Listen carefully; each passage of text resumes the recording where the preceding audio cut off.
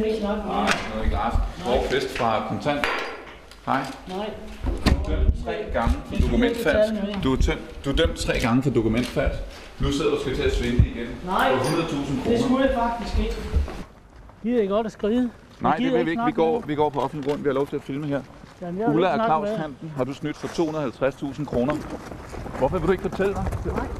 Hvorfor snyder du folk for de penge? Jeg vil jo gøre prøve. Hvornår har du lavet mad for Mel Gibson? Det er aldrig gjort. Hvornår har du lavet mad for Madonna? Aldrig. Hvis du ikke har lavet mad for Mel Gibson og Madonna og alle mulige andre Fordi stjerner. jeg lyver for folk, for fanden. Hvorfor gør du det? Det ved jeg ikke.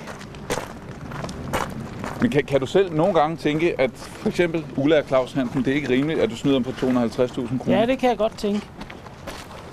Hvad tænker Jeg har du det så? dårligt med det. Hvad tænker du så?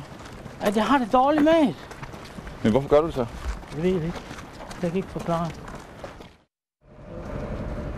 Kan du ikke prøve at fortælle mig, hvad tænker du, når du snyder en teenager for konfirmationspengene?